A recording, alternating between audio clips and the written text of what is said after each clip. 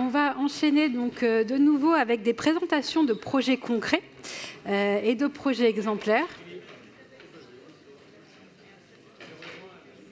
Donc, je vous laisse.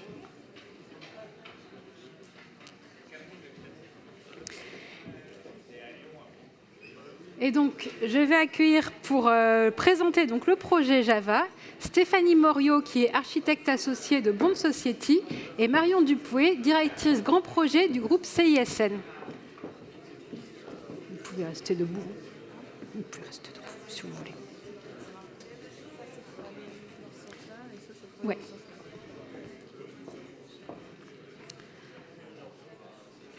Voilà. Donc, je vous invite à retrouver vos places pour les petits flux de participants le plus rapidement possible, qu'on puisse tenir le timing pour ceux qui ont des trains ou des exigences horaires qu'on ne déborde pas trop. Allez-y, mesdames. Allez-y. Oui, allez-y. Bonjour à toutes et à tous. Alors peut-être pour commencer, on va repartir du titre qu'on a donné nous à la présentation. Java, qui est le nom du projet, la volonté engagée et sincère à une réalité complexe. Donc la volonté engagée et sincère, ça fait écho à toute la jeunesse du projet, à la manière dont on l'a conçu et dont on l'a pensé collectivement. Et cette fameuse réalité complexe qui fait donc écho à une réalité technique, réglementaire, mais aussi économique et évidemment un contexte conjoncturel que vous connaissez évidemment tous. L'idée pour nous aujourd'hui, on a pris un parti pris un peu différent des présentations à mon avis qui ont eu lieu tout au long de la journée.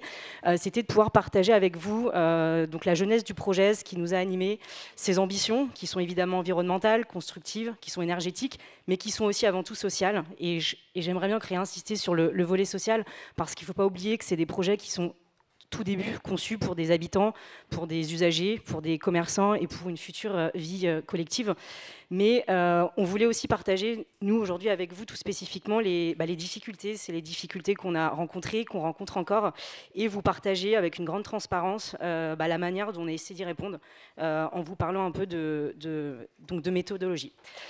Peut-être très rapidement une remise en contexte. Donc Java, c'est l'îlot J2 que vous pouvez voir sur le visuel.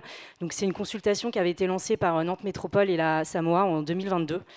C'est des consultations qui avaient été lancées sur plusieurs îlots, donc on peut le constater, il y avait 3 îlots.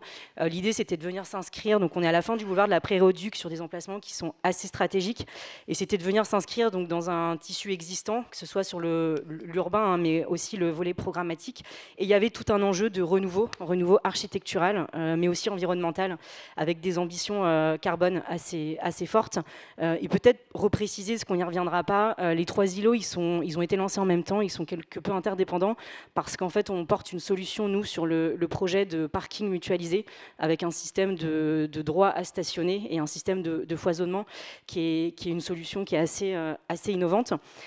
Donc c'est un projet qui, à l'époque, portait 2 grandes ambitions, qui étaient l'émergence donc des communautés habitantes et le développement des mobilités vertueuses, avec un socle commun qu'on retrouvait sur l'ensemble des îlots, qui est évidemment de venir s'inscrire dans la trajectoire de neutralité carbone 2050, avec l'atteinte du niveau de la RE 2025, de la RE 2020.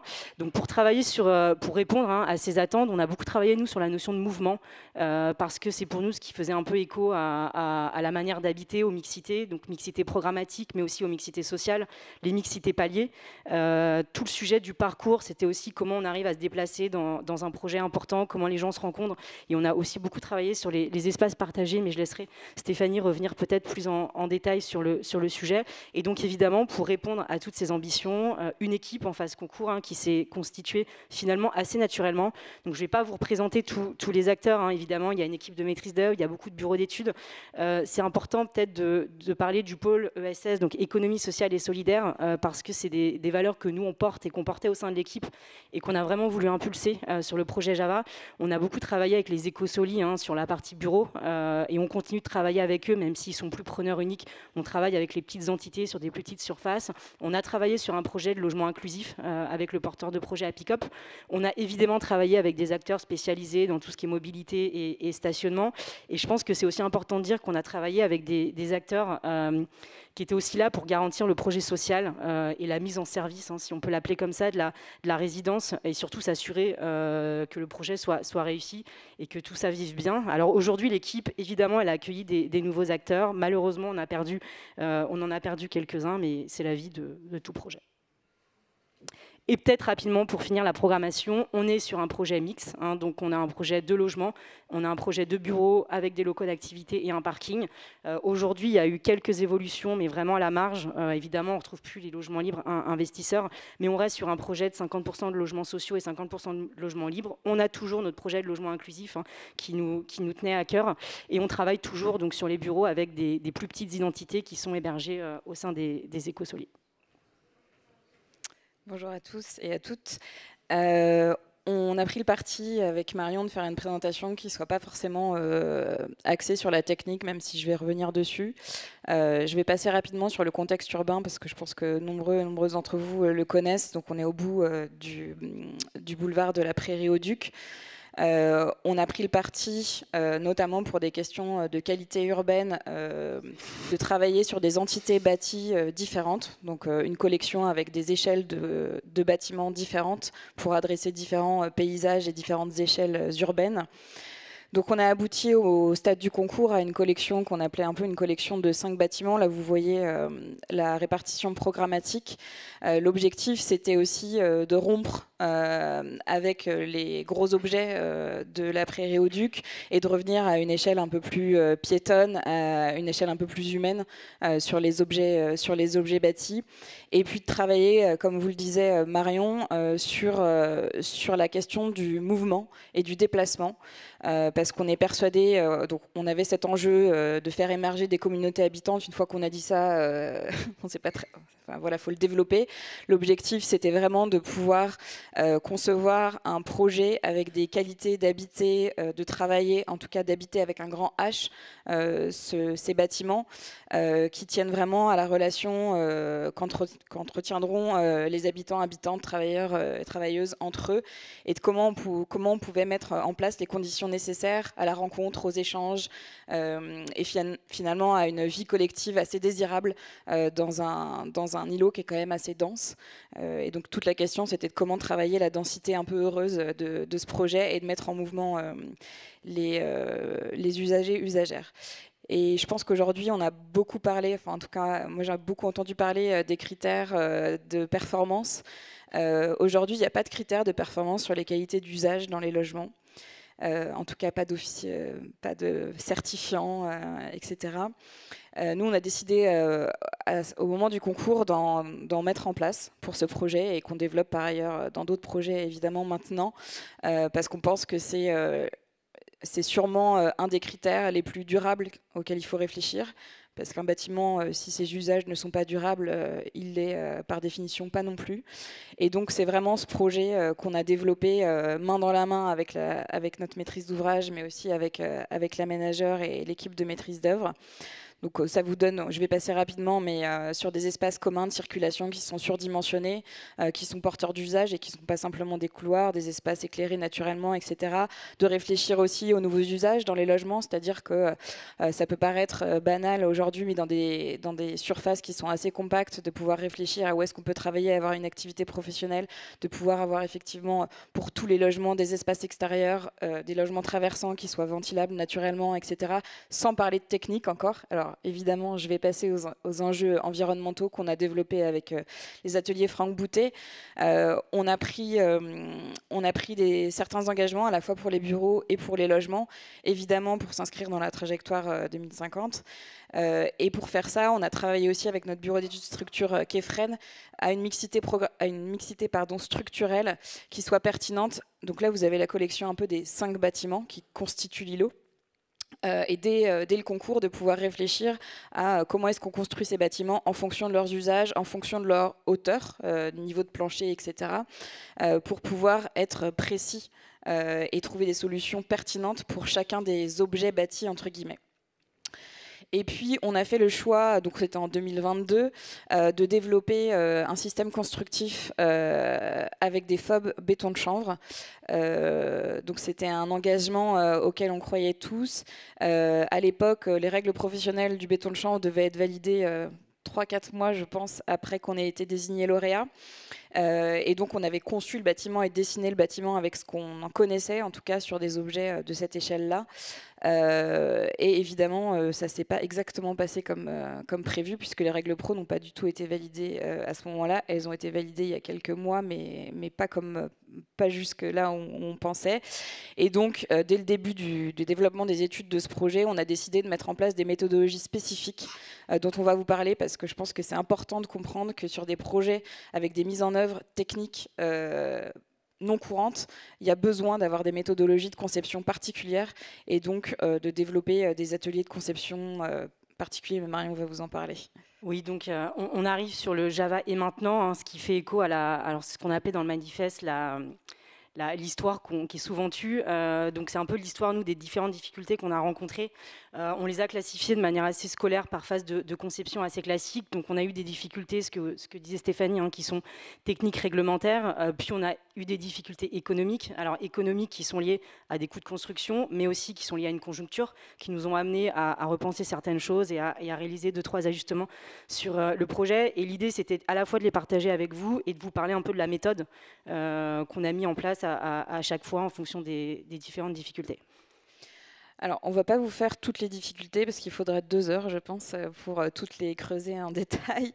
On a une première difficulté qui était l'arrivée de la note commentée à Divbois. Je pense que certaines d'entre vous savent bien de quoi je parle, donc ils ont remis en question des modes constructifs.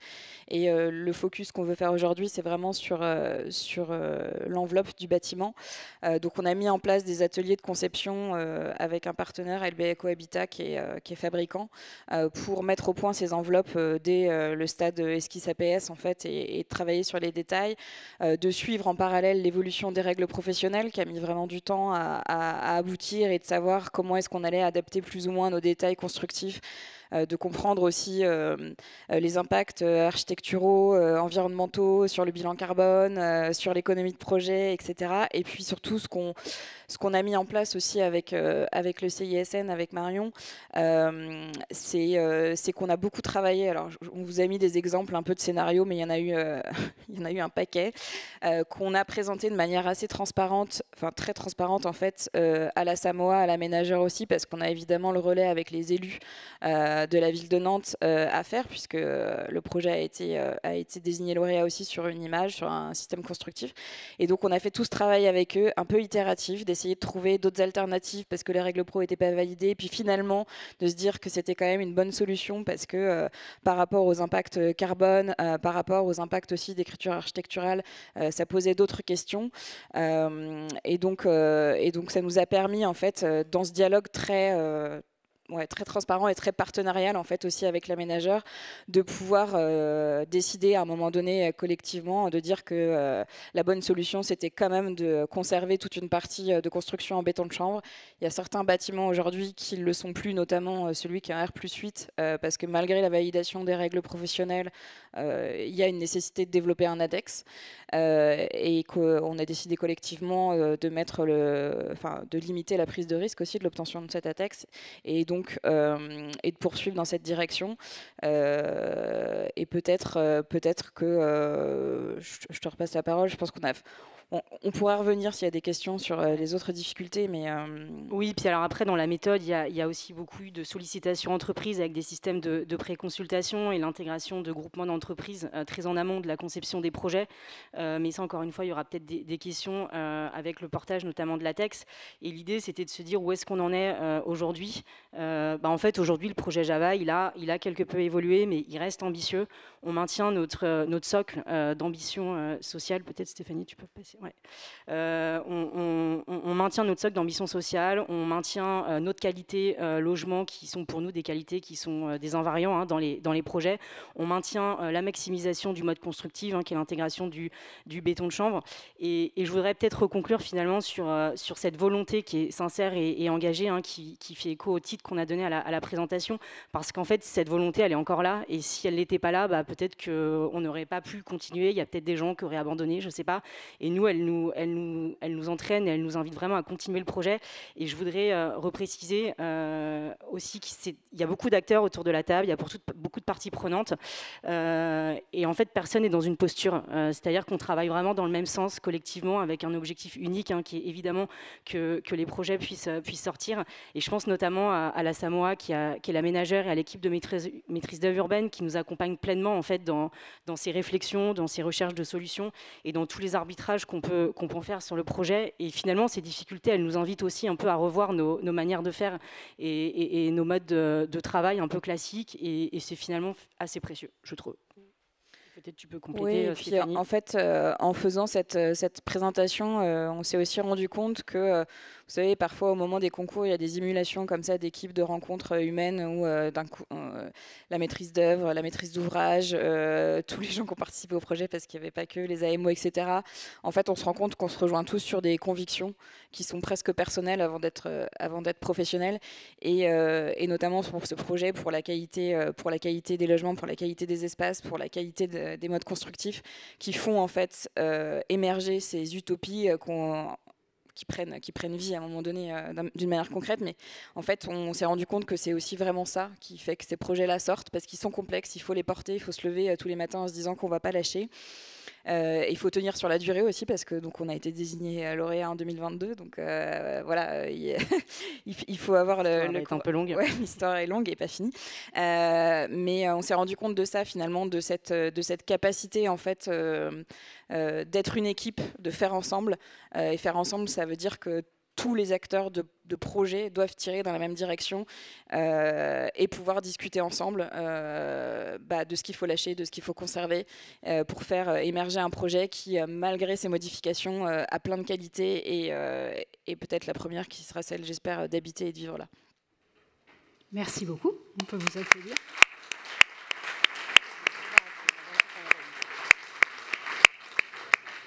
Donc, on va prendre de nouveau quelques questions. Donc, n'hésitez pas à lever la main. Il y en a une ici. Et n'hésitez pas à la lever en amont, que je repère le nombre de questions et à peu près où dans la salle. Merci. Merci pour la présentation, Mélène Ferré, architecte.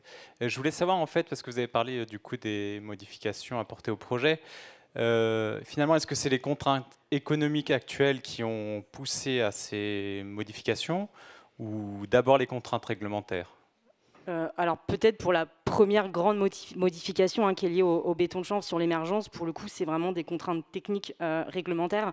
Et après sur toutes les autres évolutions, on va plutôt parler d'ajustement, parce qu'en fait c'est ce que je disais en conclusion, le projet on l'a pas trahi, hein. En fait aujourd'hui il est toujours conforme aux ambitions qu'on portait, et on a travaillé collectivement pour, c'est la fameuse les petits pas. Alors c'est vrai qu'on avait utilisé cette phrase en concours et on l'aime bien, et c'est-à-dire qu'on a fait plein de petites modifications, c'est-à-dire que quand on a 2 salles communes sur un bâtiment, peut-être se dire qu'il y en a une qu'on peut transformer sur un local d'activité, ça peut aussi aider l'équilibre de l'opération, et ça nous permet peut-être de conserver en face une autre ambition.